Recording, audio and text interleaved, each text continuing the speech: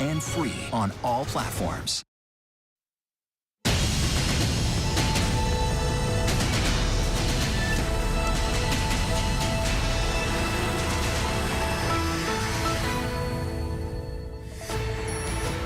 Earth Day is here, and hundreds of students marched in the name of a cleaner planet in San Francisco today, recentering Earth Day on low-income communities of color, reclaiming this day for the people. They say we cannot celebrate Earth Day while communities of color suffer from pollution. Bombshell recordings released of what appears to be House Republican leader Kevin McCarthy days after the January 6 riot, telling his colleagues that former President Trump bears part of the blame for the violent attack. McCarthy even apparently saying he plans to urge the former president to resign from office. What we know about a conversation between McCarthy and Trump this afternoon. On the stand in her fight to run for re-election, Georgia Representative Marjorie Taylor Greene testifying today in the battle to keep her name on the November ballot in Georgia as a group tries to have her barred from running over her alleged role in the insurrection. A critical turning point tonight. A U.S. defense official warns that Russia is intensifying attacks in the eastern Donbass region, striking a hospital, blocking civilians from escaping. A Russian commander suggesting the Kremlin now has a new goal: full control of Donbass and southern Ukraine. Chaos in the capital. Authorities say 3 people were shot in an area surrounded by schools. A child among the injured. What we know about the gunman and the forced lockdowns. Age is nothing but a number, and a sitcom is an opportunity for a spin-off. The Rookie World, which centers around an officer finding his calling midlife, could be expanding. ABC News Live talks with stars Nathan Fillion and Niecy Nash about the possibilities and what it's like to be fan favorites. Oh, I'm living the dream. The secret is, I think, being a fan first and being effusive in your fandom and your fanaticism. Just letting people know how much you love what they do.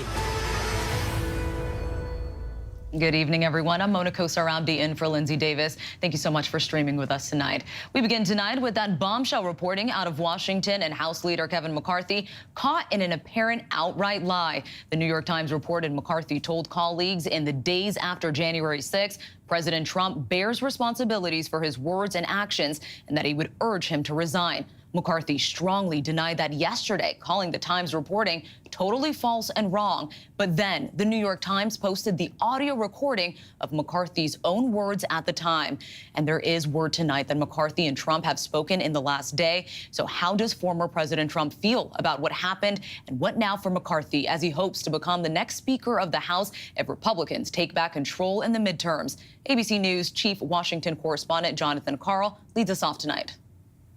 When the New York Times reported that Republican leader Kevin McCarthy was so outraged by Donald Trump's behavior on January 6th that he wanted him to resign, McCarthy flatly denied it, calling the report, quote, totally false and wrong. But now the reporters behind the story have presented proof, McCarthy's own voice, here talking about Trump on a call with Republican leaders 4 days after the attack on the Capitol.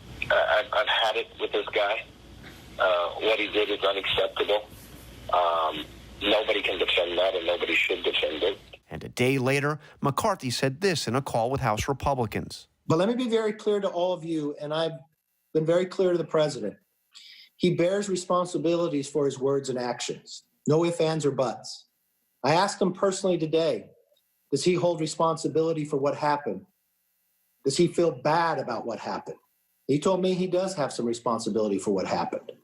And he needs to acknowledge that. The tape is from New York Times reporters Jonathan Martin and Alex Burns, backing up reporting from their forthcoming book, This Will Not Pass. When they first reported this week that McCarthy told fellow Republicans he planned to call Trump and tell him he should resign, the Republican leader's spokesperson claimed, quote, McCarthy never said he'd call Trump to say he should resign. But listen to the tape. McCarthy first talks about the certainty of impeachment passing the House and maybe the Senate, and even raises the possibility of Pence pardoning Trump if he resigned. What I think I'm going to do is I'm going to call him. This is what I think. No, it'll pass the House. I think there's a chance it'll pass the Senate even when he's gone. And I think there's a lot of different ramifications for that. Now, I haven't had a discussion with the Dems that if he did resign, would it not happen? Now, this is one personal fear I have. I do not want to get into any conversations about Pence pardoning, anything like that. I mean, the only discussion I would have with him is that I think this will pass, and it would be my recommendation we should resign. McCarthy's harsh words about Trump would soon be a distant memory. And just 3 weeks after January 6th, he visited the former president in Mar-a-Lago. And John Carl joins me in the studio now. ABC News has learned, John, that McCarthy has spoken with former President Trump. Any word on his reaction to that report? Well, it's very interesting. McCarthy has been calling Republican House members today, saying that he talked to Trump last night, that Trump is not mad at him. And by all indications, that seems to be true. In fact, Trump believes that McCarthy and other Republicans who were critical of him on January 6th. And remember, McCarthy was also critical publicly back then, not quite as much as these tapes reveal, but he was critical back then. And the fact that those people have turned and become so thoroughly supportive of him now, Trump sees as a sign of his grip on the Republican Party. Even Republicans that were angry with him back then have come on board. He used to like to say, if I shot somebody on Fifth Avenue, people would still support him. Now it's like, if I took on American democracy, tried to overturn an election, they still support me. But make no mistake, McCarthy has to operate knowing that Trump holds grudges and that at any minute he could turn at him in a second. All right, Jonathan Karl, thank you. We turn now to the legal challenge facing Congresswoman Marjorie Taylor Greene, who testified at a hearing today to determine whether she can run for re-election. The case was brought by a group of Georgia voters who are seeking to disqualify her from staying on the ballot, citing her alleged role in the January 6th attack on the Capitol. ABC's Steve Osunsami has been monitoring today's hearing and joins us now. Steve, in this potentially precedent-setting case, did the lawyers for those voters present anything compelling to make the case that Greene was involved or facilitated the January attack on the Capitol? Well, it depends on how you look at it. They presented her own words. The star evidence that they presented was a tape that she had posted to one of her social media accounts where she essentially said that it was not in the best interests of her supporters to allow the transition of power from President Trump to President Joe Biden to take place peacefully. She said that there's no reason why there should be a peaceful transfer of power. She continually referred to what eventually would happen on January 6th as a 1776 moment. And there are many people, of course, who are representing the voters who feel that those were code words for violence, for inciting a riot, for trying to overthrow the government. But I must say that it was hard to hear evidence that was presented that equaled into what the fix these voters are asking for. And that is that this election is supposed to be happening a month from now. The primary is scheduled a month from now. The absentee ballots have already been printed. She's running against a number of challengers. And what these voters are asking for is for her to be taken off the ballot because of this. There were so many times where she was questioned on the witness stand where she was asked whether or not she had associations with people who were more responsible for the riot. She said that she didn't know those people. She didn't remember making those posts. She didn't remember, she didn't know, she didn't recall. Those were the answers that we heard over and over and over again under oath. So it's not clear that enough evidence was presented at this trial to change anything here. The judge in this case says that he's going to have an answer most likely within a week. That answer will be presented to the Secretary of State, who will then decide whether he will remove her from the ballot. All right, thanks to Steve. I'm joined now by Mike Raspberry, one of the Georgia voters who brought the challenge against Congresswoman Greene. Mike, thanks for joining us tonight. Thank you. Well, you attended the hearing today, which we'll get to in a moment. But first, briefly outline your case based on the 14th Amendment's disqualification clause for why you believe Congresswoman Greene should not remain on the ballot. Well, this is a disqualification. 14th Amendment, Section 3, if you were part of an insurrection, then you can't run for office. And you say Congresswoman Greene aided the insurrection, but did you hear any specific evidence presented by the attorney for your side today outlining Greene's actual involvement in the January 6th attack or its planning? A number of videos were presented and tweets where she had communicated with other people. I thought they presented a good case. The attorney for your side did receive some mixed reviews for his performance. What do you think of the job that he did in court today? I think they did okay.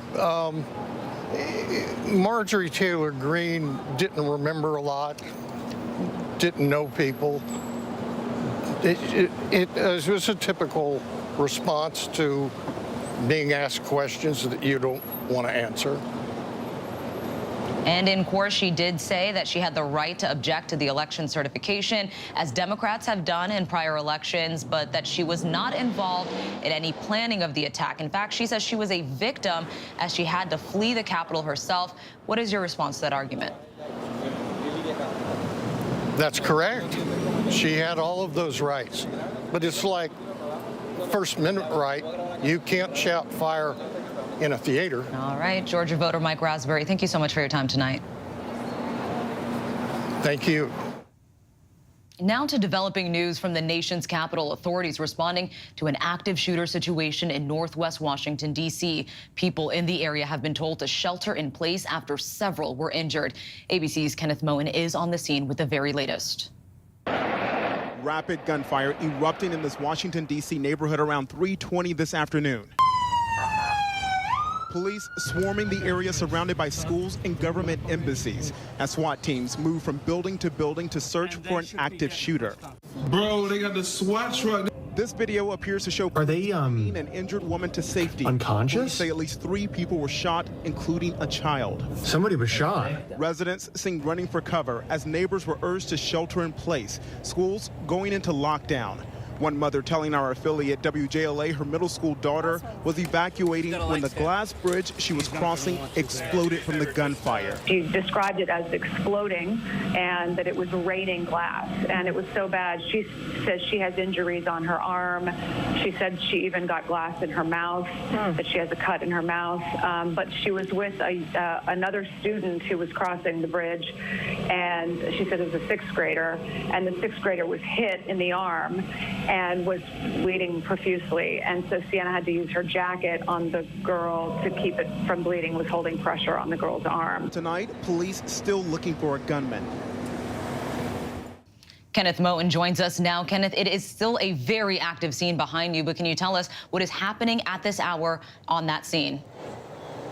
Mona, is active and it's fluid. At this point, I can tell you that we just saw a number of residents be evacuated from this building, escorted by police. We can also tell you that FBI and ATF are now on the scene helping D.C. police with this investigation. Authorities are still asking people in this area to continue sheltering in place as they search for the shooter. Mona. Still more to learn. Thank you, Kenneth Morton.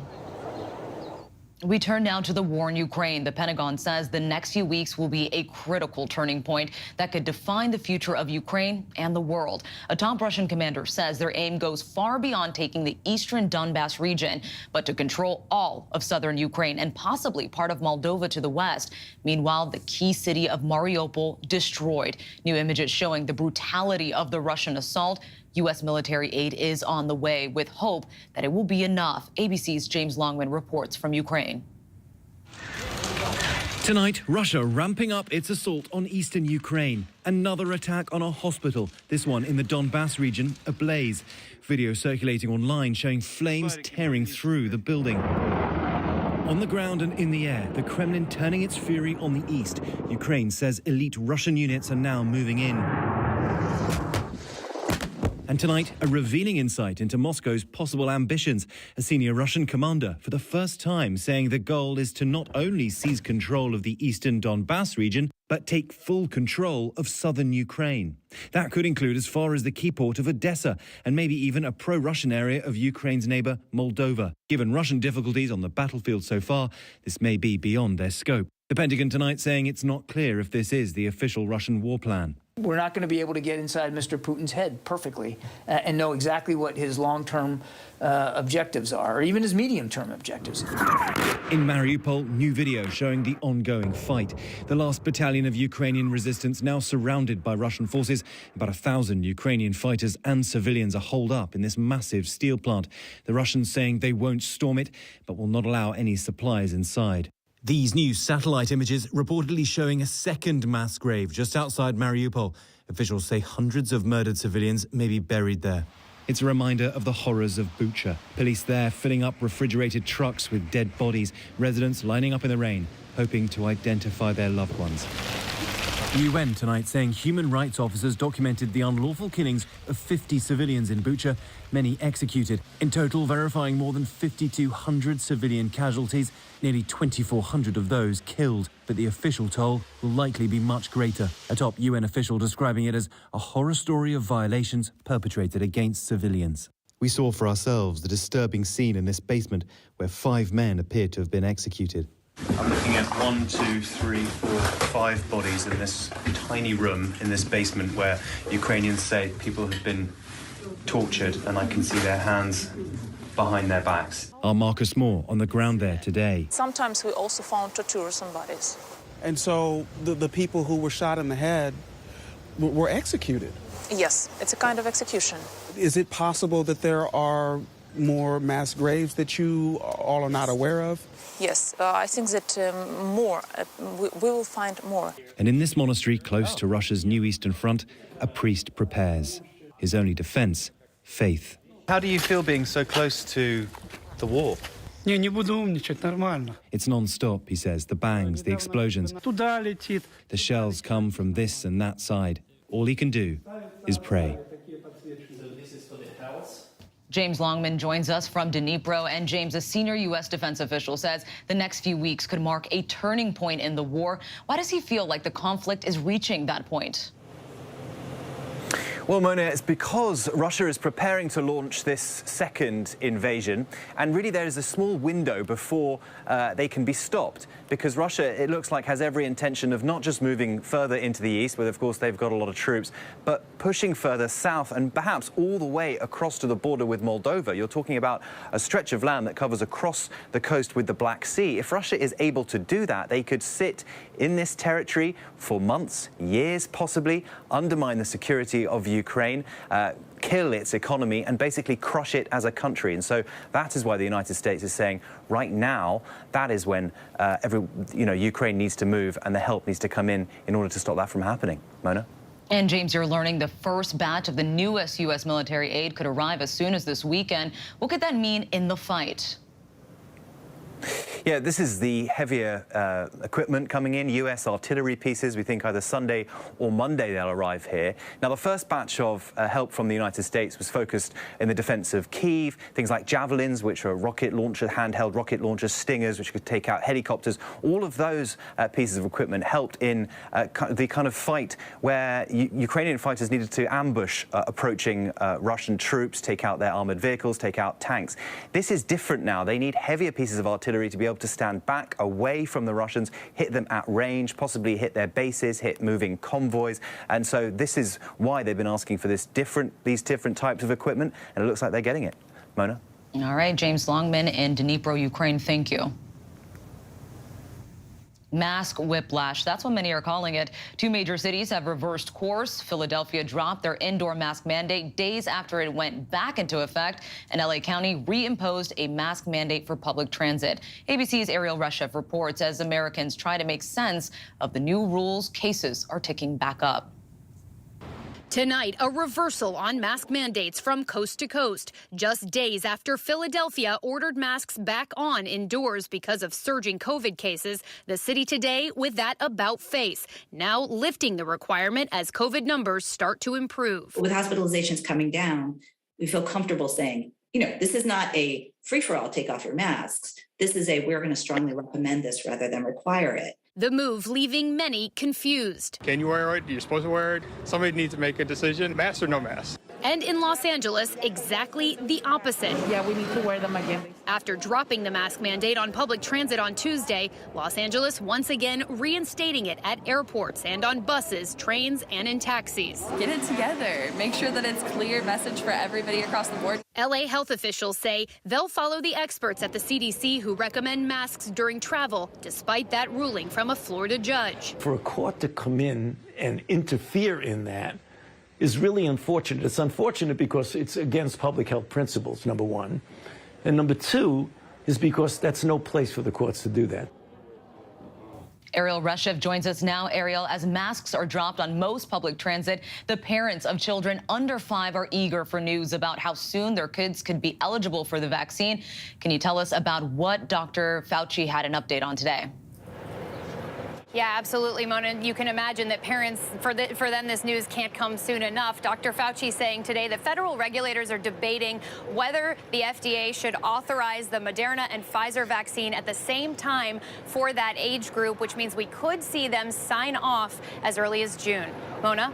Ariel Reshev, thank you. Next, the extreme fire danger in the Southwest. Around a dozen fires already burning out of control. The tunnel fire near Flagstaff has forced families from their homes, and many more homes are in danger. And tonight, a new major storm fueling the flames, wind gusts up to 80 miles per hour. Kaylee Hartung reports from Flagstaff tonight. Oh, no. Wow. Okay. Tonight, new fires breaking out near Colorado Springs. Firefighters on the ground trying to beat back the flames and those howling winds. You see the gentleman actually running. That gives you a sense of what it feels like in this neighborhood right now. It's pretty chaotic. Conditions across the West ripe for what the National Weather Service is calling extreme catastrophic fire weather, as more than a dozen are already burning across the Southwest. Arizona's tunnel fire charring more than 32 square miles. This was taken at 12:25 p.m. You can see 12:28, that's 3 minutes later. There was nothing you guys could have done. No, it happened so fast. Heather and Lance McKay getting their newborn and toddler out of the house just moments before it went up in flames. It was chaos to just get in the car and leave as fast as you can. Their home, one of at least 30 destroyed near Flagstaff. And Mona, there is this storm moving through the area with some hail, if you can believe it, and some rain off and on, but it is not enough to have an impact on this fire that's just 3% contained. Evacuation orders for about 2,000 people here will remain in effect at least through the weekend. Mona? Kaylee Hartung in the elements there. Thank you, Kaylee. Moving to Wall Street, the stock market tumbled today. The Dow Jones average plunging 981 points for its worst one-day loss since October 2020. The market's falling on news of disappointing earnings reports from several companies and because of hawkish comments by Federal Reserve Chair Jerome Powell on potentially raising interest rates by a half point next month as the Fed tries to tame runaway inflation. When we come back, the investigation underway after a small plane plows into a General Mills factory lot. Film production suspended after allegations against acclaimed actor Bill Murray. We'll explain. But up next on this Earth Day, an unbelievable journey above the clouds that you need to see to believe. Think Avatar the movie, but real life. Stay with us.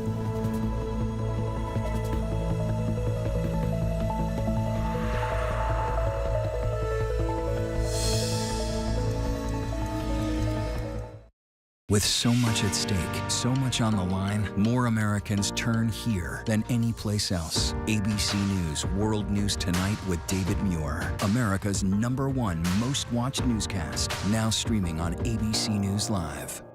It was a scary time. In the 70s, you had multiple bodies showing up in Los Angeles. There were so many murders happening. You had to have a name for it, serial killer. There was a human head in there. This was premeditated evil. We have this clock. This person is going to do this again. It's me against the killer. Who's going to win? We'll see who laughs last. What came next was unlike anything they had ever seen. Admit it. These days, what you need to know seems to change just about every day. What is it that you really want to know, need to know? To help you not just get through your day, but to make the most of it. Feel smarter. Feel better. Feel happier. Well, how about a third hour of Good Morning America? GMA 3, what you need to know. Now streaming on ABC News Live. It's all about you. The hottest views in daytime are happening right here. We talk about things on this show that people don't talk about. That I can't wait to see. Honest takes from strong women. We need all hands on deck, and we need it right now. This is the time to speak out. Unafraid to get real. We stick by our points of view. We're all seeing it differently, and that's the beauty of The View. And that's why the most watched #1 daytime talk show is The View. Now streaming on ABC News Live. Is that the gun? That's not the gun. What is it? I won't ask you again then.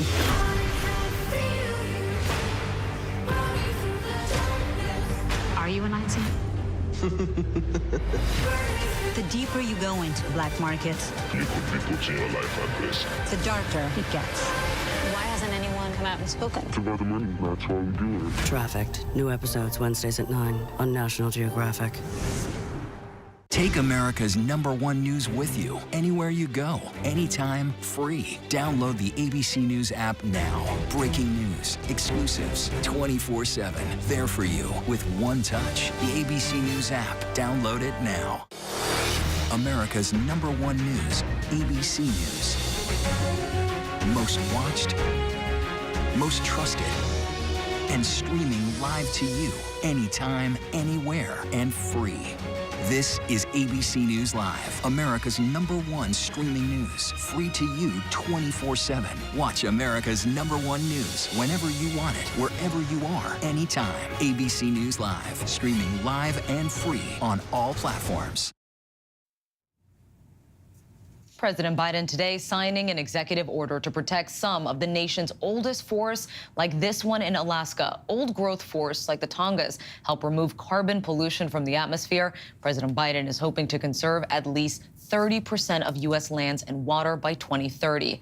Next tonight, as we celebrate Earth Day, the incredible journey up into the sky by one of the world's best climbers, the heart-pounding mission to see a mysterious portion of the rainforest never before visited, is the subject of a National Geographic documentary called Explore the Last Tepui, now streaming on Disney+, a division of ABC News' parent company. Here's a sneak peek. Alex took the rope, and then the next thing we know, he's like just hanging like a sloth. And we're like, oh, I guess he's going for it. All right, Mike, here we go. This is the crux. Okay, I gotcha.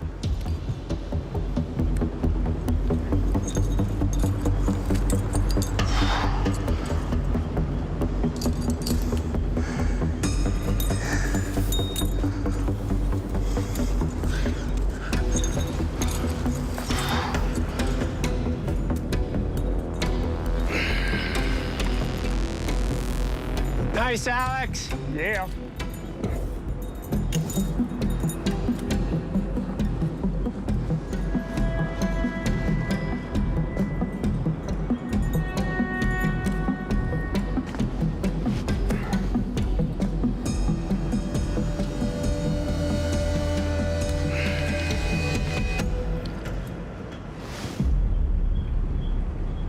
He just totally did one of the most impressive pieces of climbing that I've ever seen, actually. Just on site, first ascent, dangling out a roof at a really high degree of difficulty.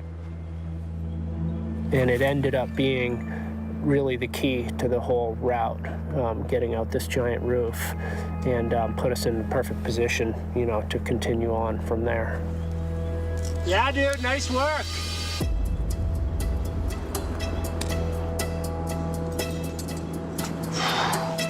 Now where the do I go?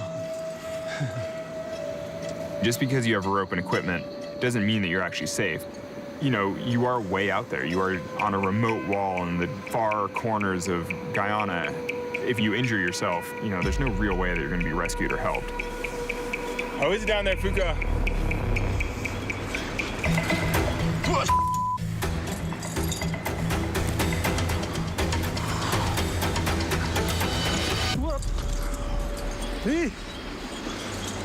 Did something rip?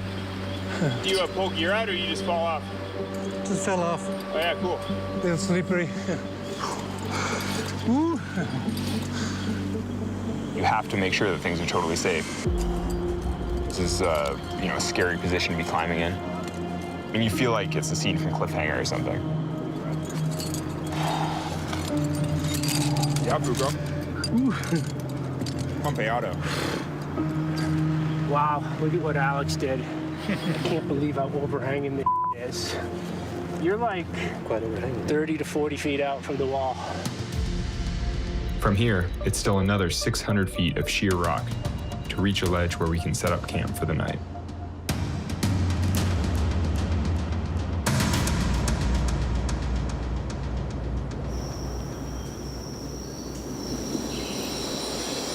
This expedition, unfortunately, this is probably my last trip involving, you know, jungle hiking.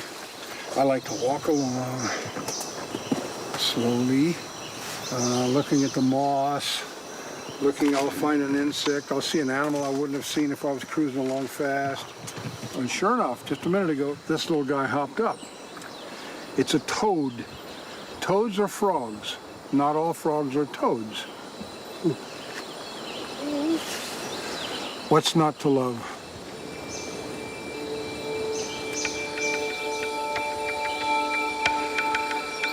This is as pristine as it gets.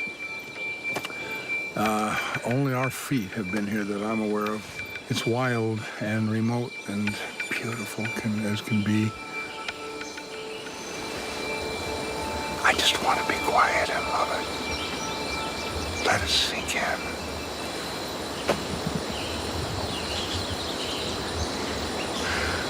I'll be leaving the planet sometime. Ain't no missing.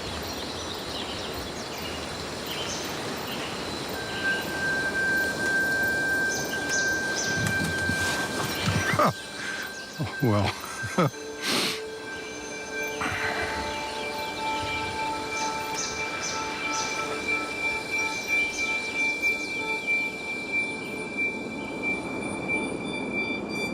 I'm about to head into the unknown here. We're a bit in a cloud, so everything's a little wet, which is unfortunate. That makes it obviously a little harder for climbing because all the holds are wet. But we're just gonna keep going and see how things play out.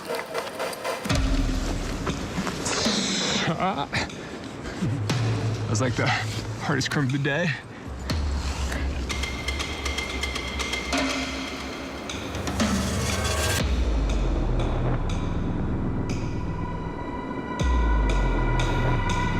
Nice, Alex. Yep. I want to make sure that it feels like a pleasure cruise up here.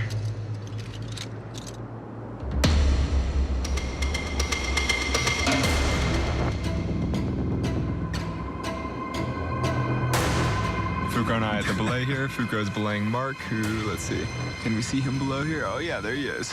He's still climbing up out of the crazy clouds. I guess this is why they call it a cloud forest. The wall above us looks, well, we'll just see. It looks very interesting.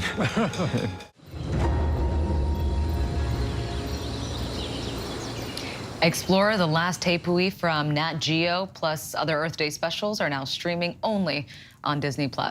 Still ahead here on Prime, the suspension's now coming in after this tackle on a college baseball field.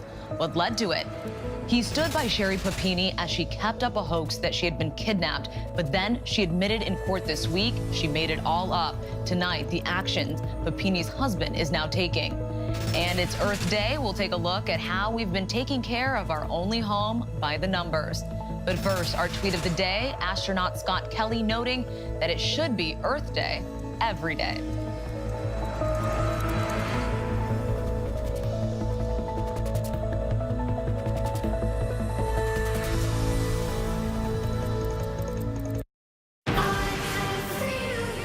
The deeper you go into black markets, the darker it gets. Trafficked, Wednesdays at 9 on National Geographic.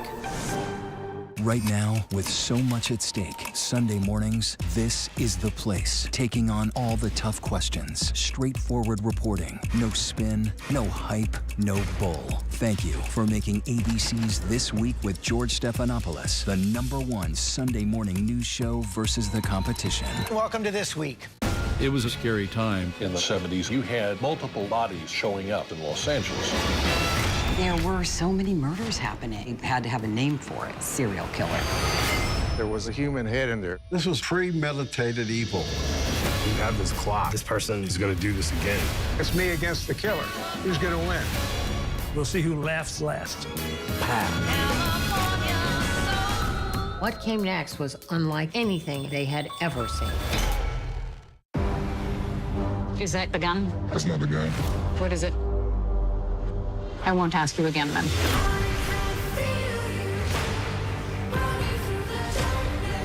Are you a Nazi? The deeper you go into black markets, You could be putting your life at risk. the darker it gets. Why hasn't anyone come out and spoken? It's about the money. That's why we do it. Trafficked. New episodes Wednesdays at 9 on National Geographic. These days, with so much going on, it's hard to keep up. While others are recapping yesterday's headlines, We're bringing you the right now. This is the busy border crossing. Steel barricades, another strike. The right now look at the day ahead, how it affects you and your family. Record high gas prices. the threat of cyber warfare. Is peace possible? World News Now beginning at 2 a.m. Eastern, followed by America This Morning, America's #1 early morning news. streaming here on ABC News Live. Take America's #1 news with you anywhere you go, anytime, free. Download the ABC News app now. Breaking news, exclusives, 24/7. There for you with one touch. The ABC News app. Download it now. I risked my life. If I was caught, they would have put a bullet in my head. That would have been one of the most deadly acts of domestic terrorism ever in the United States. He put himself in jeopardy for us. Welcome back. As many celebrate our planet this Earth Day, we wanted to take a look at Earth Day by the numbers and how much planet Earth has changed since Earth Day first began. Earth Day began in 1970 as an effort to educate students and the world about climate change and threats facing our planet. That year, 20 million Americans, 10% of the population of the U.S., demonstrated against the impact of 150 years of industrial development. 1 billion. That's the number of people EarthDay.org says have mobilized to fight for the future of the planet each year now. At least 190 countries are engaged, and Earth Day is widely recognized as the largest secular observance in the world. 2.6 degrees, that's how much the United States has warmed since the first Earth Day. The 49 states with sufficient data have all seen temperatures climb in the past 52 years. 192 weeks, that's how long climate activist Greta Thunberg has been striking from school on Fridays. She posted this photo today saying, "This is not a happy Earth Day." She urged leaders in power to stop destroying the planet and enact meaningful changes before it's too late. President Biden marked Earth Day today by signing an executive order aimed at protecting America's forests. He says his administration is doing everything it can to slow the climate crisis. And still to come, we have a ton more to get to here on Prime. Our in-depth look at the upcoming French elections. Could a far-right candidate who spoke favorably about Putin really become the nation's next leader? And our conversation with actors Nathan Fillion and Niecy Nash about their new project. Stay with us. But first, a look at our top trending stories on abcnews.com.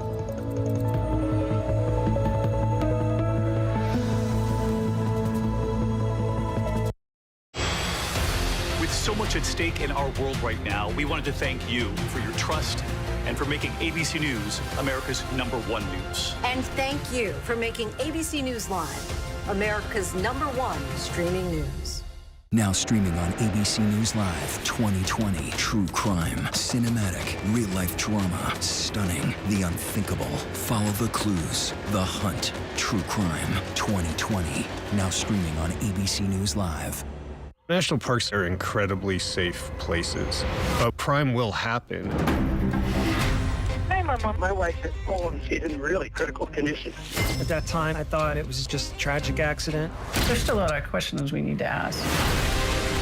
There were small things that didn't totally add up. This is 2 lives for Harold that have died now. I was shocked. Something's not right.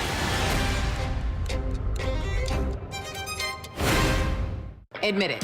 These days, what you need to know seems to change just about every day. What is it that you really want to know, need to know? To help you not just get through your day, But to make the most of it. Feel smarter. feel better. Feel happier. Well, how about a third hour of Good Morning America? GMA 3, what you need to know.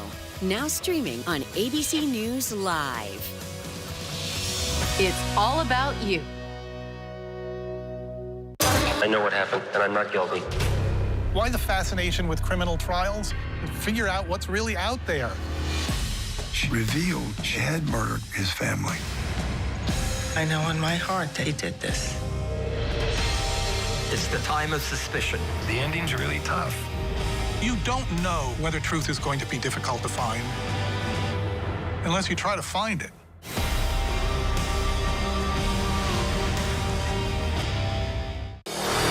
America's #1 news, ABC News. Most watched, most trusted, and streaming live to you anytime, anywhere, and free. This is ABC News Live, America's #1 streaming news. Free to you 24/7. Watch America's #1 news whenever you want it, wherever you are, anytime. ABC News Live, streaming live and free on all platforms.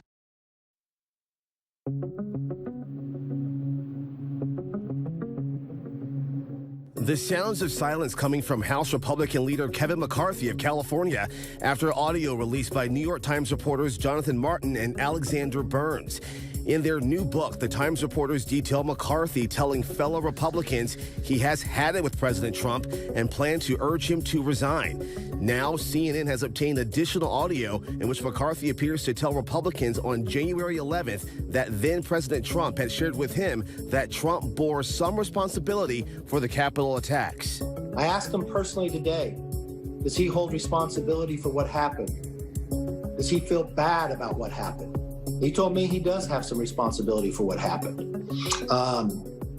And he needs to acknowledge that. And the Republican leader's spokesperson told the Times, quote, McCarthy never said he'd called Trump to say he should resign.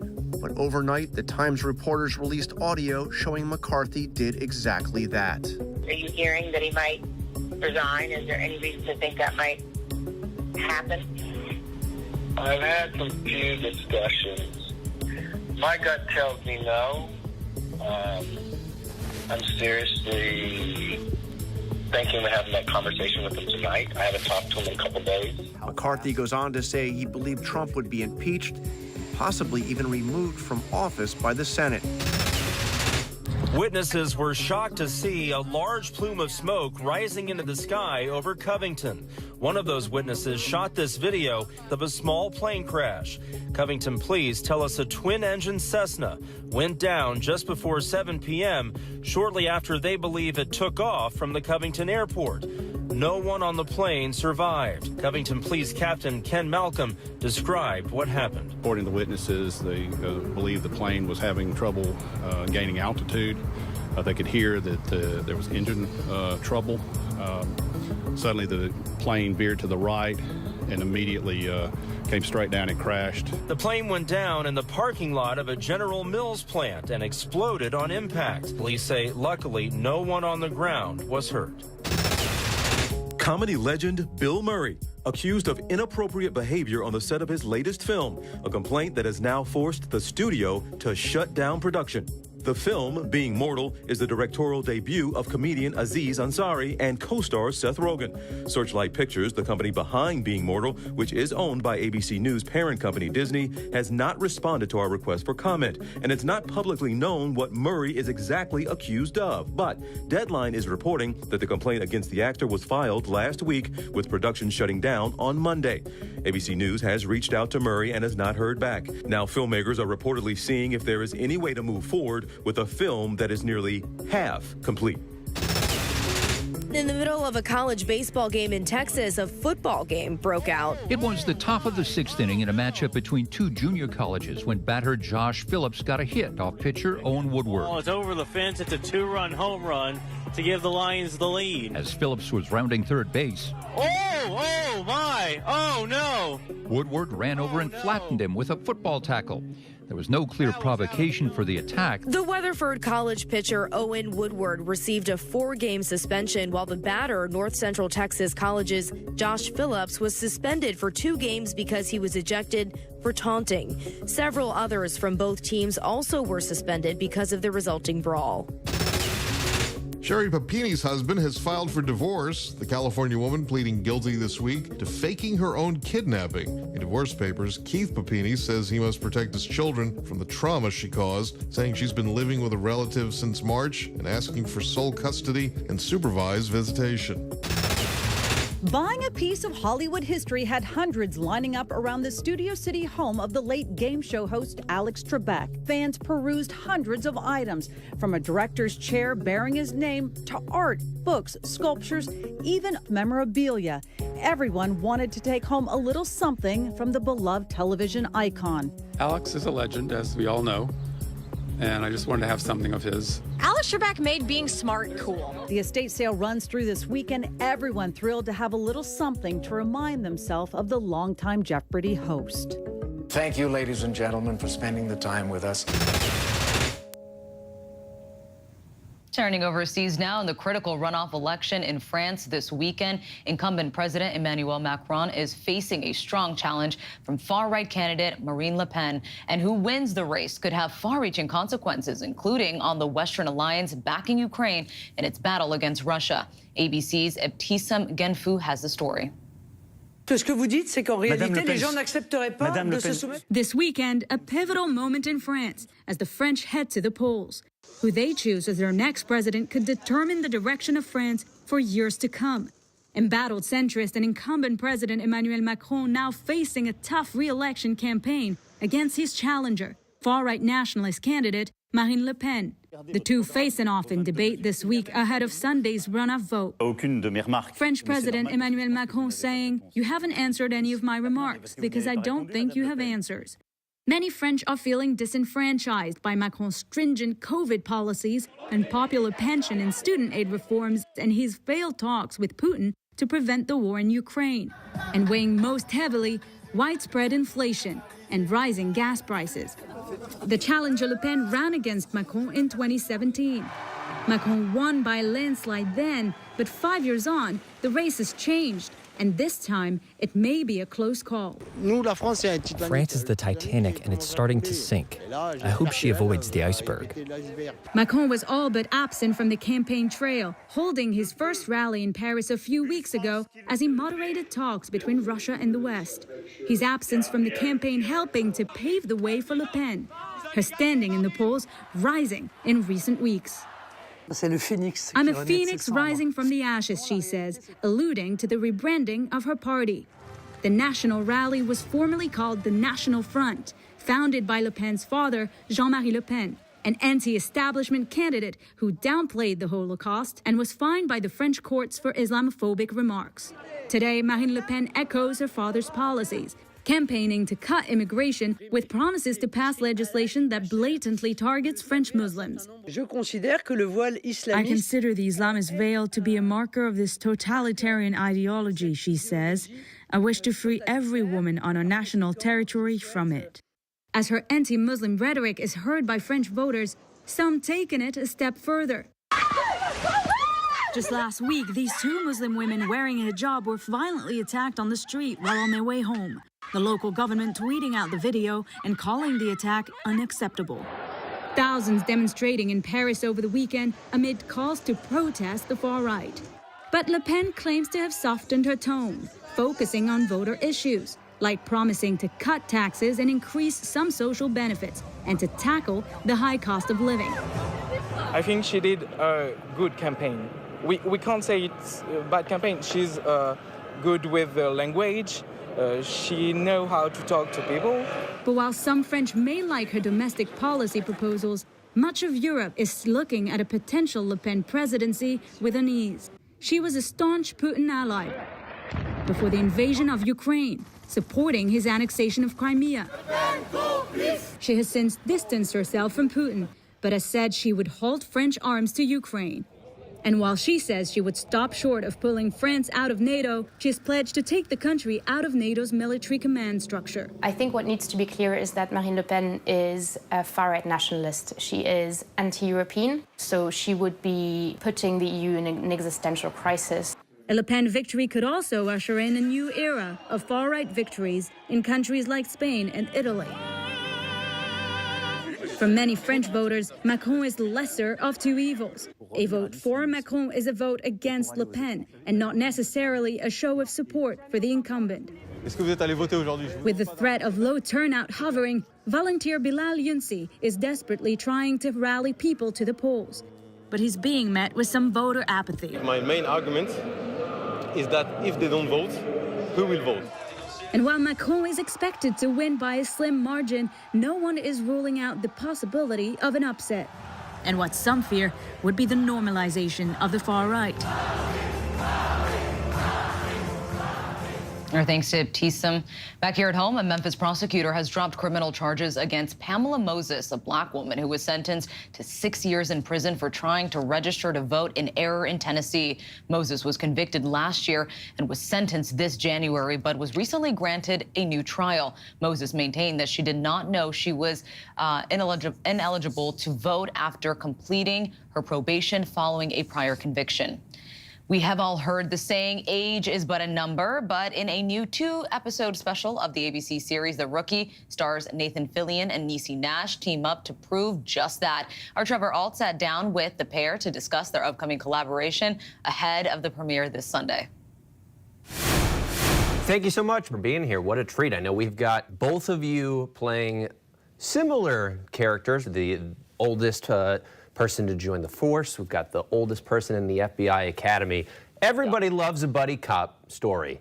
For the two of you, you clearly have got some chemistry. Don't mind me, I'm just gonna tuck in over here. Excuse me, handsome. No problem. I want to know who's the good cop, who's the bad cop. We got good cop, better cop. Fair enough. Actually, no, I'm brand new. This is the better cop. I'll say this. This was like the unpredictable funny cop and the straight man cop. Did you just steal my police vehicle? No, I borrowed it to catch a fleeing suspect. I kind of have to suspend some disbelief when I watch the show because I don't think of either of you as being like people who are past their prime. I was just the oldest rookie in the LAPD. What? That's funny because I'm the oldest trainee at the academy. Well, I don't think it's more being past the prime. I just think it's about timing. We're two people who have had our journeys already, and then we're coming back for a reboot, and we're starting a brand new journey later in life. So I don't know if it's being past the prime. My knees will tell you different. Is that something that you can relate to, maybe filming the stunts? I see in the trailer, I mean, you guys are diving away from explosions. Oh, yeah, that's never me. Oh, my God. It's my stunt double. God bless him. He can really take a punch. So you've got no problem allowing Niecy to share your stage, Nathan? Oh, try to stop her, please, my God. Nathan, Niecy said that you had a gift waiting for her in her trailer. I'm trying to pick up some tips for myself. If I ever get like a new co-anchor or something, what kind of gift do I need to have waiting for them? Well, I like to do things like stuff that'll make your experience in your trailer a little nicer. Like diamonds. Diamonds. I will have to ask for a raise first before I get a new co-anchor. Nathan, you have one of the most interesting careers, I think, of any actor because you have these gigantic fan bases in a lot of different corners. This show's incredibly popular. Castle was incredibly popular. I'm sorry, I don't think you heard. I'm Richard Castle. Firefly's got the cult following. You have guest appearances on Community, Rick and Morty. Why are you so well liked? What's the secret? Oh, I'm living the dream. The secret is, I think, being a fan first and being effusive in your fandom and your fanaticism. Just letting people know how much you love what they do. He's so charming. That's really the gift, is that he is so charming. Niecy, I don't know if you know this, but when Nathan's movie, The Suicide Squad, came out a year ago, his hometown of Edmonton briefly renamed City Hall the Nathan Fillion Civilian Pavilion. That's true. Wow. My question is, what do we want to rename for you? Well, if there was anything I would like named after me, to be honest with you, it would be a skating rink. Oh. You're a big deal, so a town hall makes sense. But I'm just gonna go for a good old-fashioned skating rink. What are we going to call it? The Niecy Nash Skate and Dash. There we go. I like it. All I could think of was renaming the capital Washington, D.C. Washington, D.C. I see what you did there. Yeah. Not to pivot into a serious direction here, but there's been a lot of focus on policing in America. And I know that your showrunner has talked about kind of reimagining and reconsidering how the LAPD is portrayed. I'm curious just to get both of your thoughts about how you guys handle a complicated subject matter on the show. Well, first and foremost, we're here to entertain and we're here to hopefully inspire. The fact is there are some pretty heavy issues going out there. We like to try to acknowledge those things that are happening. Yeah, see, for me, the last time I played a cop, it was on Reno 911. Yo. Casanova, I need you to do me a favor. I see you. I need you to stand up and act very calm. Very different cop style. That's very much, you know, let's all see if we can fit in a clown car. But sometimes you gotta handle the tough subjects, but you still gotta remember it's art and entertainment. Right. Before I let you both go, Niecy, and I'm sure Nathan would agree with this, when you speak passionately, it's incredibly inspiring. And I've seen you talk a few different times about how Simone is going to tackle these challenges and approach what is her dream that was temporarily on hold.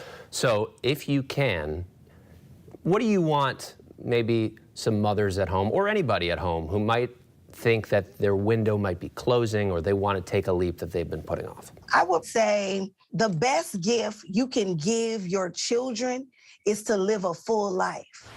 Time for mama to finish what she started. You got to show them what it looks like in order for them to be able to say, it's attainable for me. I know I can do it. Even in tough times, I saw you make this happen or that happen. Even in hard times, I saw you pull up and then show us what it looked like. So that's the thing I would say, encourage your children by what you do, because sometimes what you say is not enough. Actions speak louder than words. Nathan, did you also get chills from that? That was beautiful. That was beautiful. Yeah, that was great. That was beautiful.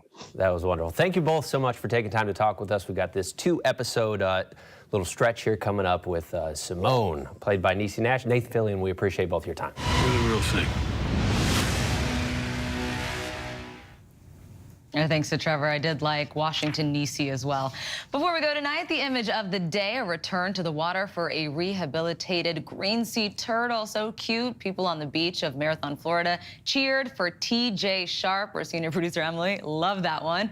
He was rescued in February because of benign cauliflower-like tumors on his flippers. Workers at the Turtle Hospital in the Florida Keys were able to nurse the 65-pound juvenile turtle back to health. A great way to mark Earth Day. Well, that's our show for this hour. Make sure to stay with ABC News Live for more context and analysis of the day's top stories. Thank you for streaming with us.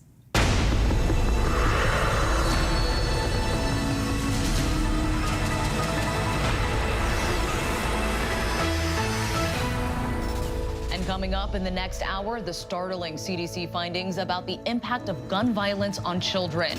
Plus, the last president of Honduras appears before a U.S. judge. Why his case is so important, some experts say, to the war on drugs. Stay with us.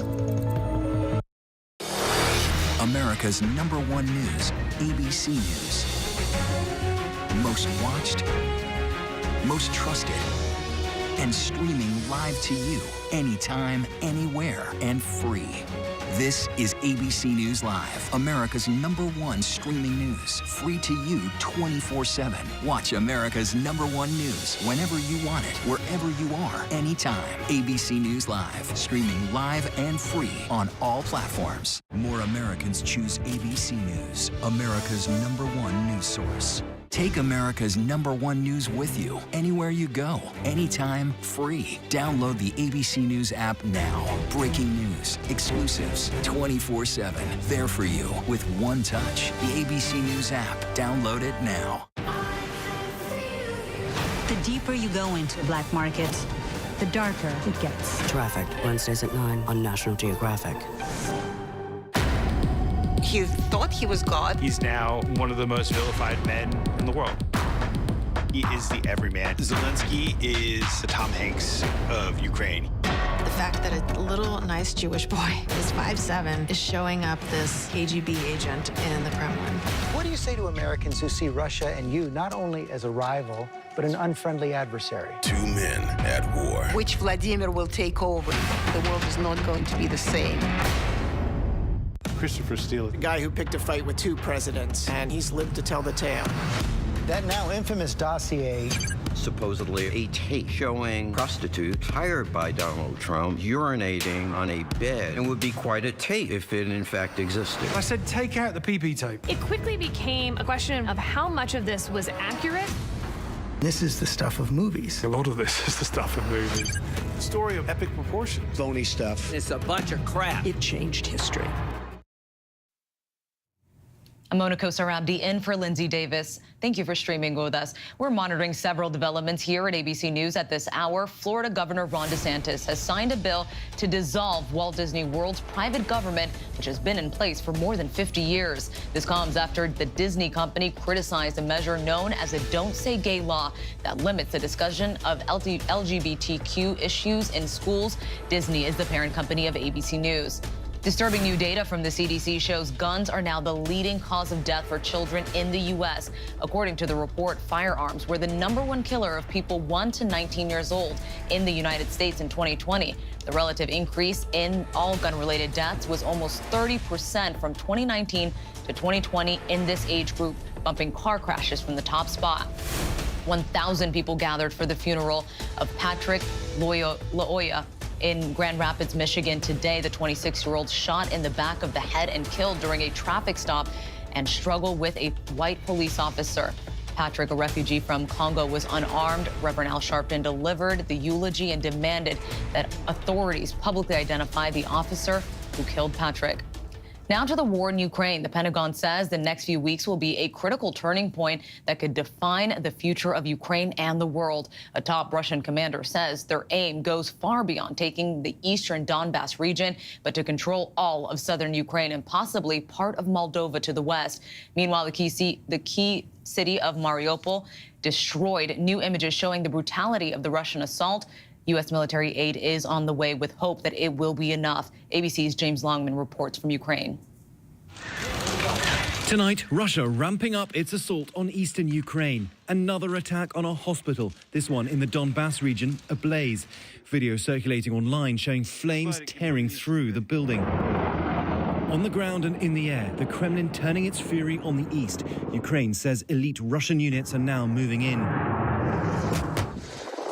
And tonight, a revealing insight into Moscow's possible ambitions. A senior Russian commander, for the first time, saying the goal is to not only seize control of the eastern Donbas region, but take full control of southern Ukraine. That could include as far as the key port of Odessa, and maybe even a pro-Russian area of Ukraine's neighbour, Moldova. Given Russian difficulties on the battlefield so far, this may be beyond their scope. The Pentagon tonight saying it's not clear if this is the official Russian war plan. We're not going to be able to get inside Mr. Putin's head perfectly and know exactly what his long-term objectives are, or even his medium-term objectives. In Mariupol, new video showing the ongoing fight. The last battalion of Ukrainian resistance now surrounded by Russian forces. About 1,000 Ukrainian fighters and civilians are holed up in this massive steel plant. The Russians saying they won't storm it, but will not allow any supplies inside. These new satellite images reportedly showing a second mass grave just outside Mariupol. Officials say hundreds of murdered civilians may be buried there. It's a reminder of the horrors of Bucha. Police there filling up refrigerated trucks with dead bodies. Residents lining up in the rain, hoping to identify their loved ones. The UN tonight saying human rights officers documented the unlawful killings of 50 civilians in Bucha, many executed. In total, verifying more than 5,200 civilian casualties, nearly 2,400 of those killed. But the official toll will likely be much greater. A top UN official describing it as a horror story of violations perpetrated against civilians. We saw for ourselves the disturbing scene in this basement where 5 men appeared to have been executed. I'm looking at 1, 2, 3, 4, 5 bodies in this tiny room in this basement where Ukrainians say people have been tortured, and I can see their hands behind their backs. Our Marcus Moore on the ground there today. Sometimes we also found torture bodies. And so the people who were shot in the head were executed. Yes, it's a kind of execution. Is it possible that there are more mass graves that you all are not aware of? Yes, I think that we will find more. And in this monastery close to Russia's new eastern front, a priest prepares. His only defense, faith. How do you feel being so close to the war? It's non-stop, he says, the bangs, the explosions. The shells come from this and that side. All he can do is pray. James Longman in Ukraine, thank you. And we turn now to that bombshell reporting out of Washington and House Leader Kevin McCarthy caught in an apparent outright lie in the days following the Capitol insurrection. McCarthy told his Republican colleagues that President Trump, quote, bears responsibilities for his words and actions. McCarthy strongly denied those remarks, but now the New York Times has released the audio recordings. Here's ABC's chief Washington correspondent, Jonathan Karl. When the New York Times reported that Republican leader Kevin McCarthy was so outraged by Donald Trump's behavior on January 6th that he wanted him to resign, McCarthy flatly denied it, calling the report, quote, totally false and wrong. But now the reporters behind the story have presented proof, McCarthy's own voice, here talking about Trump on a call with Republican leaders 4 days after the attack on the Capitol. I've had it with this guy. What he did is unacceptable. Nobody can defend that, and nobody should defend it.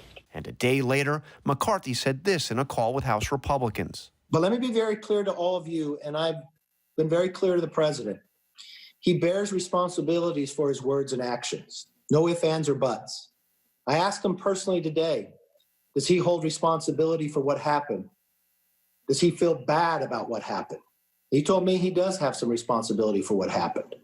And he needs to acknowledge that. The tape is from New York Times reporters Jonathan Martin and Alex Burns, backing up reporting from their forthcoming book, This Will Not Pass. When they first reported this week that McCarthy told fellow Republicans he planned to call Trump and tell him he should resign, the Republican leader's spokesperson claimed, quote, McCarthy never said he'd call Trump to say he should resign. But listen to the tape. McCarthy first talks about the certainty of impeachment passing the House and maybe the Senate, and even raises the possibility of Pence pardoning Trump if he resigned. What I think I'm going to do is I'm going to call him. This is what I think. No, it'll pass the House. I think there's a chance it'll pass the Senate even when he's gone. And I think there's a lot of different ramifications for that.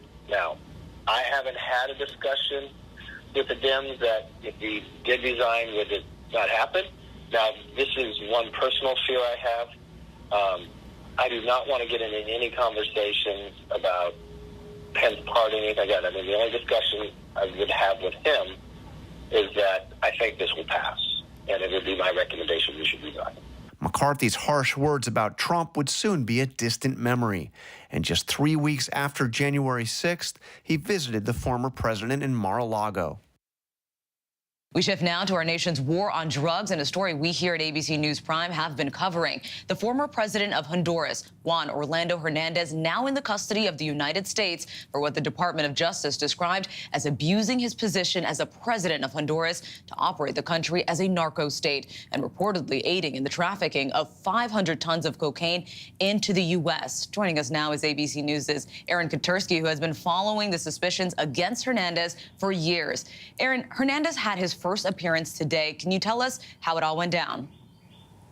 It was brief. He had only arrived in the country early this morning, Mona, and he finally made his way to United States courtroom where many federal prosecutors have said he's belonged for a long time. And he was told by a federal magistrate that he was there because he is charged by indictment with a number of drug-related and weapons-related offenses.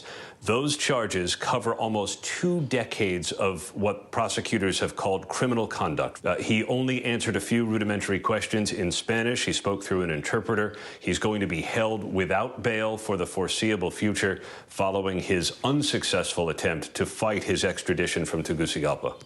Aaron, can you take us back to the beginning of all of this? How did the former president even get on the radar of the Justice Department?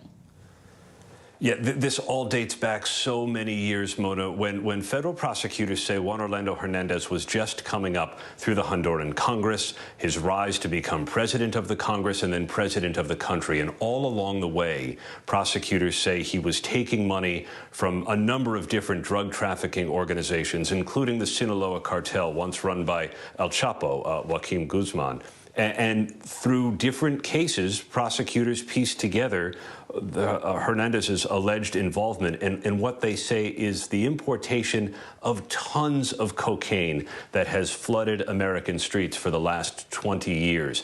And he has done so, prosecutors alleged, on the backs of his own people. While he's taking all of these millions of dollars in bribe money, they say the Honduran people are living in poverty and living with the violence that he allowed to be unleashed on his own country without regard to his people's safety.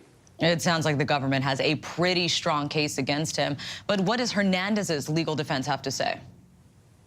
So far, he has not entered a plea. That will come later next month at a different court appearance, but he has previously denied that he is a drug trafficker, the way federal prosecutors have portrayed, and he posted on Facebook a lengthy denial on the day of his arrest. But prosecutors have kind of pointed to Hernandez as an unindicted co-conspirator in a case against his own brother, who was a member of the Honduran Congress, and in the case of another drug trafficker, both of whom were convicted and sent to prison for life.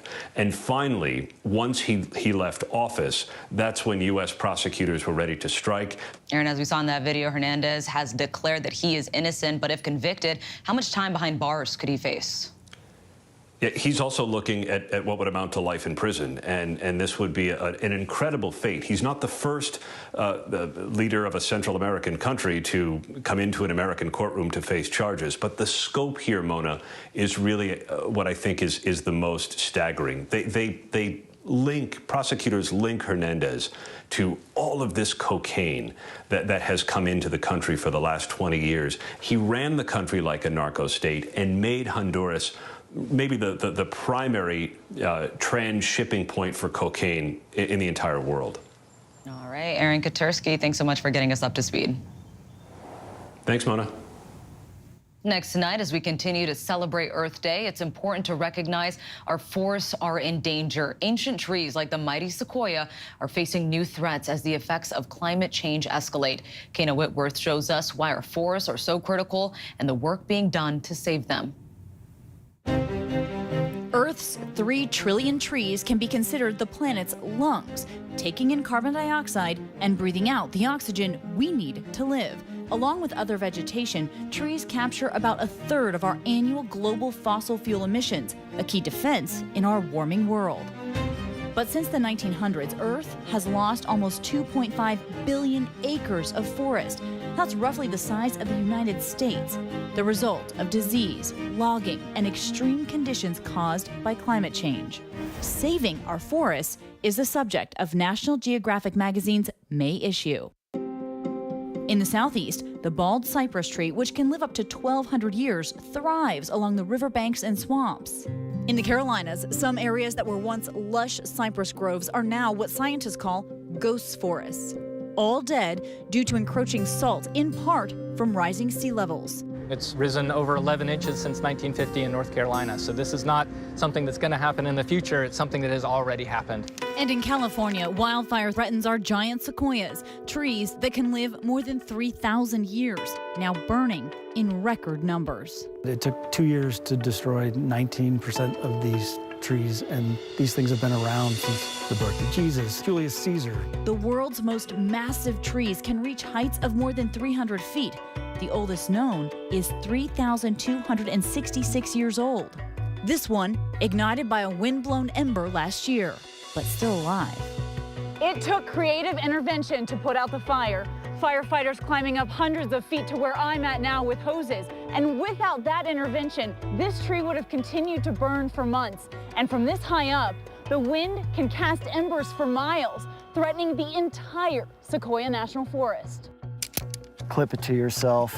Showing me the ropes. So I start by pulling my feet up. Forest canopy scientist Anthony Ambrose. So we've had to climb about 75, 80 feet in the air before we reached a limb. And that's one of the ways that these trees are so protected from fire, right? Because the ground fire isn't going to torch their limb. Yeah, exactly. It's really hard to get through this really thick bark, so the trees generally aren't harmed at all. So when you're seeing a sequoia on fire, that means we're dealing with more intense, hotter, more frequent fires. Yeah, that's exactly correct. Fire isn't the only threat. With increased drought, they're shedding more foliage to help conserve water.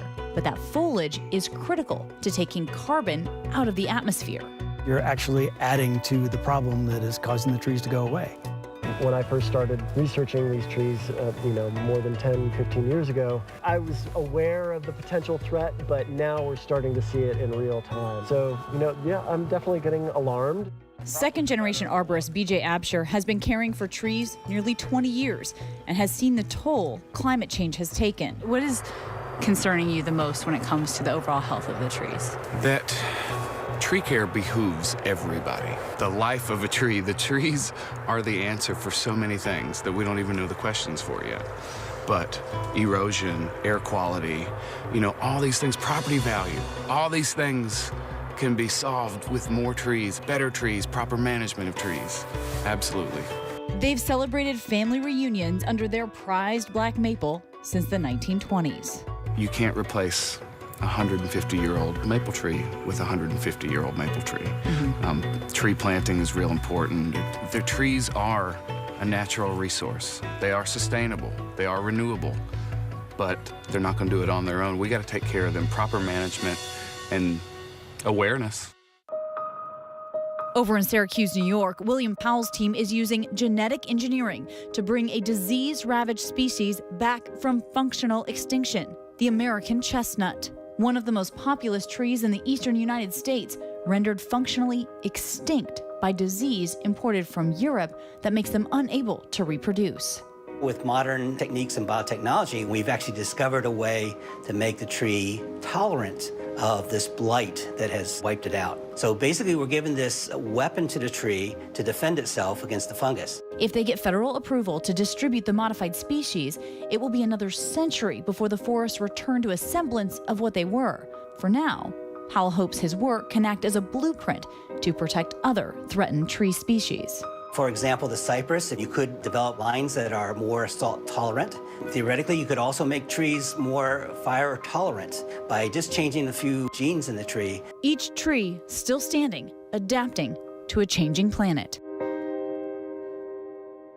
And Mona, there used to be millions of those American chestnut trees throughout Virginia, and tomorrow they plan on reintroducing that hybrid version that is blight resistant. And it really, though, it takes arborists and scientists being high up in the canopies like this to really take care of the trees, because from up here they can see things like disease and decay that you just can't see from the ground. And where I'm at right now, I'm about 50 feet up in one of the oldest black maples in the entire state of Virginia. And the arborists that take care of this tree tell me that while people are part of the problem in this changing environment, Mona, we can also be the solution.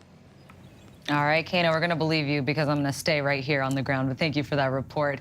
Still to come, a possible break in a 15-year-old mystery. What happened to Madeleine McCann? Tonight, police say they have a suspect in the case that made global headlines. And our conversation with the child actor who now calls himself a self-professed nerd. Will Wheaton and his interesting Hollywood journey next.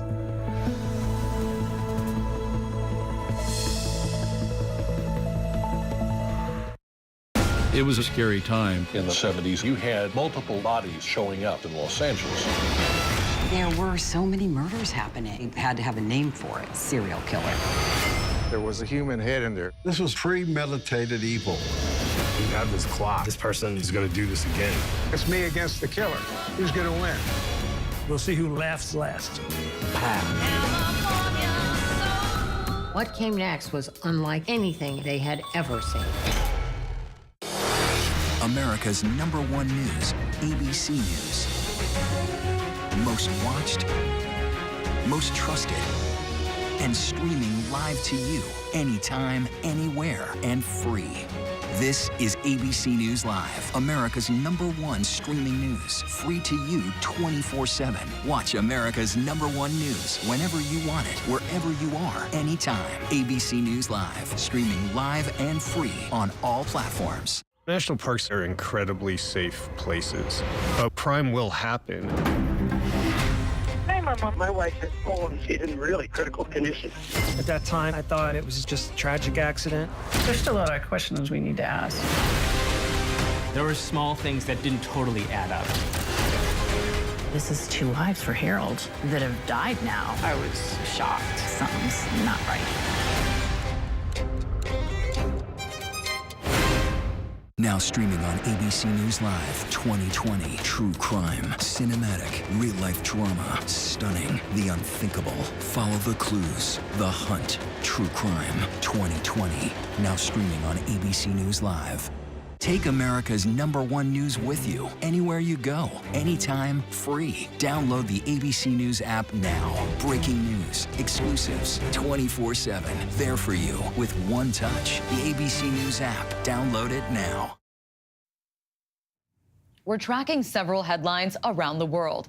At least 33 people have been killed, according to the Taliban, after a mosque and religious schools in northern Afghanistan was bombed. No one has immediately claimed responsibility, but this follows a series of bombings from earlier this week in that nation that ISIS said they were behind. Prosecutors in Portugal have formally identified a suspect in the disappearance of 13-year-old Madeleine McCann when she vanished nearly 15 years ago while her family was on vacation. The story made global headlines. The suspect is a convicted rapist who is now serving time for drug offenses in Germany, but he has denied any involvement in McCann's disappearance. And in passing to note, Hockey Hall of Famer and 5-time Stanley Cup winner Guy Lafleur has died. He played 17 seasons and was the first NHL player to have at least 50 goals and 100 points in 6 straight seasons.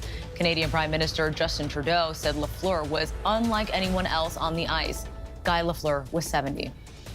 Actor and blogger Wil Wheaton has several cult classic roles under his belt, and now he can add best-selling author to the list of his accomplishments. Wheaton recently released an updated version of his memoir, and this week, Still Just a Geek hit #9 on New York Times best-selling nonfiction list. Our own Lindsay Davis talked with Wheaton about his career, why he revisited and revised his memoir, and what life is like as a geek in Hollywood. Actor, blogger, and self-described all-around nerd, you may know Wil Wheaton as Wesley Crusher from Star Trek: The Next Generation, as Sheldon Cooper's arch-rival in The Big Bang Theory, or from films like Stand By Me, Toy Soldiers, and Flubber. Wheaton is getting a do-over, recently releasing an updated version of his 2004 memoir, this one called Still Just a Geek, an annotated memoir, composed of blog posts, new material, and annotations from Wil himself. Wil, welcome to the show. Hello. How are you? I'm very well, thank you. Thanks for having me. Thank you for joining us. So some of the material in your book was originally written for your blog, a daily diary that you published on your site. Why revisit? What made you decide to revise essentially what you wrote back then and commentate on it now? It actually was not my idea. The idea originated with my editor, David Pomerico at Harper. He was looking at a novel that I pitched, and nobody in publishing was particularly interested in it. It wasn't really ready to be published just yet. And he said, listen, I looked at this and I remembered that I liked you as a writer. I remembered how much I loved Just a Geek when it came out in 2004. And I wondered if you would look at it again and talk about how you are a different person now than you were then, if you would be interested in like kind of revisiting almost 30-year-old you as almost 50-year-old you to see how things have changed. And you talk about how you wanted to revisit how things have changed. When you look at it now, how have things changed? I think that the world has changed significantly, and also I have. Like, when I was in my 20s, I didn't recognize at all how massively privileged I was, and I didn't understand that someone could be as privileged as I am, have all of the things I can't control, like my gender and my race and all of those things. Like, all of those things are all kind of like set up to really benefit me and make my life easier. But I also had lived a life that was extraordinarily painful. And defined by abuse. And I didn't understand that both of those things could be true at the same time. And it helped me learn how to not be a victim and how to be an advocate. An evolution that you're actually able to revisit and document. And you also talk about blogs, how they've really fizzled out. But about 2 decades ago, they transformed your opinions and views. How did writing blogs actually change your life? My entire life, I did not know who I was as a person. I was always telling somebody else's story. I was always telling, I was reaffirming what I was told people needed to know about me. I had to participate in the fiction my parents had created.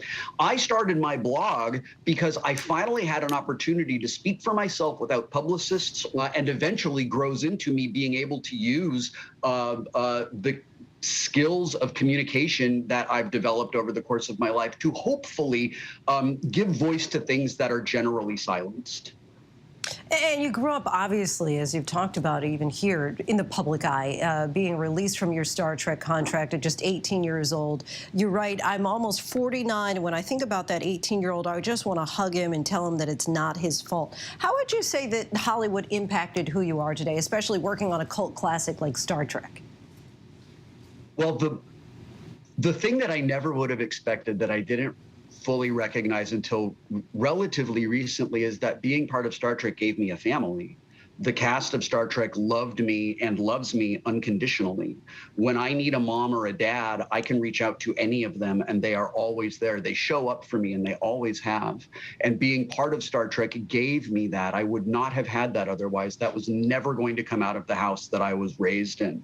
I don't think that it's appropriate to blame Hollywood or the industry for that. The capital H Hollywood absolutely benefits in a lot of ways from child exploitation, but it is 100% the parents of these children who are putting them to work. And you reflect a lot on the personal struggles that you had from the family problems, your career, your journey with depression. What made you decide that you wanted to revisit and kind of sit in these moments? Reliving, reimagining, re-experiencing the things that were so traumatic and so painful allows me to understand none of this stuff was because of me. And now I, as a nearly 50-year-old husband and father and voice in my community, I can be there for the child I was in a way that nobody else ever was. Well, Will, we thank you so much for sharing. I just have to ask this silly question in the last 30 seconds. So what's going on your, is that your bookshelf? Is it color coded by category, or are they books? Are they games? What's going on back there? All these behind me are, this is about half of my board game collection. The other half's off camera. And when it came time to put them up on the shelves, I could have done them in any way that I wanted. I could have categorized them anyway. And my friend Bonnie does all of her books by color. And I thought, that's amazing. I'm going to build a big, beautiful color palette in my room. And that's how my games are going to live. So I do this because it pleases me. All right, Will, very interesting. Great to talk to you. Thank you so much for joining us. And to our viewers, you can purchase Still Just a Geek, an annotated memoir, wherever books are sold. All right, thanks to our Lindsay Davis. And still to come, beyond what's happening to our planet, climate change deeply affects people. Our look at the fight for environmental justice next.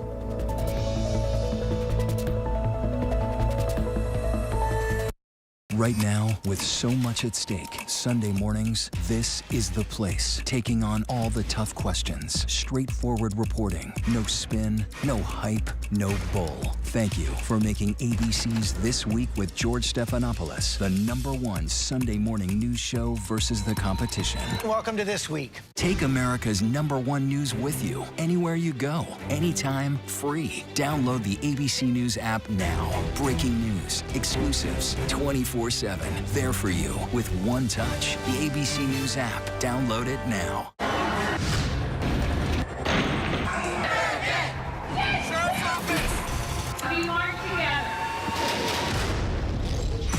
The most powerful stories of our time, anytime. Nightline. Ready for a little GMA-ish promo? Okay, here we go. GMA 7A every day with Robin, George, and Michael. That's how you start the day. Boom! America's #1 news, ABC News. Most watched, most trusted, and streaming live to you anytime, anywhere, and free. This is ABC News Live, America's #1 streaming news. Free to you 24/7. Watch America's #1 news whenever you want it, wherever you are, anytime. ABC News Live, streaming live and free on all platforms. Finally tonight, as we close out Earth Week, in tonight's local lowdown, KGO in San Francisco looks at a critical issue beyond saving animals and nature, how people are affected by climate change and the work being done to fight for environmental justice. I am all in favor of saving the whales and saving the endangered turtles, but Green Action's work is really save the people and fight for justice.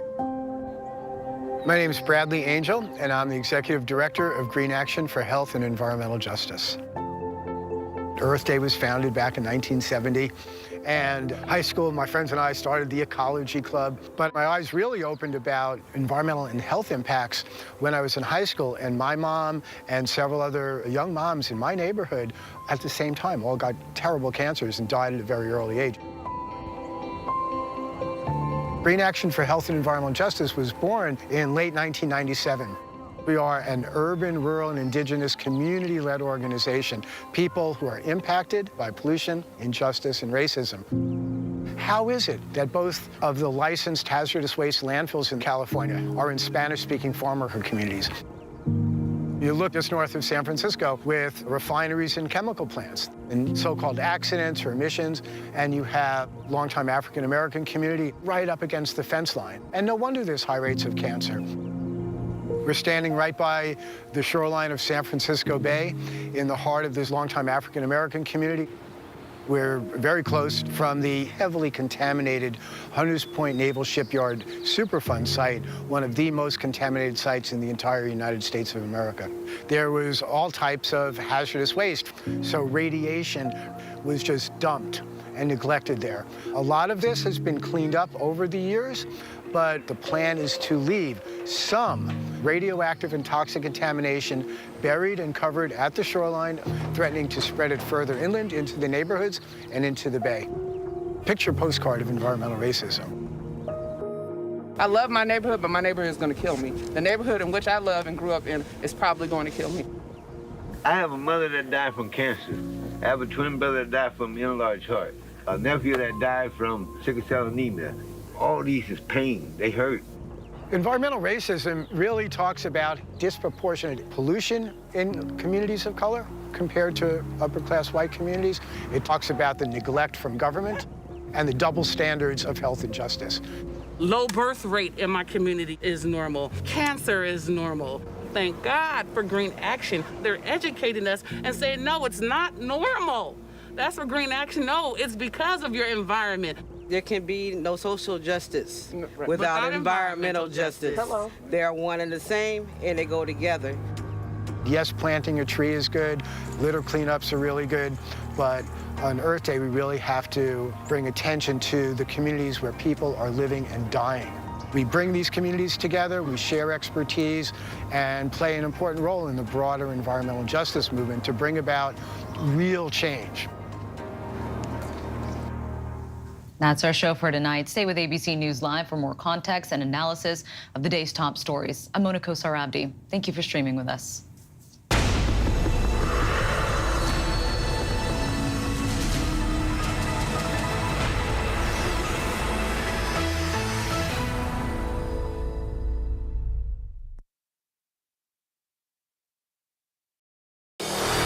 America's #1 news, ABC.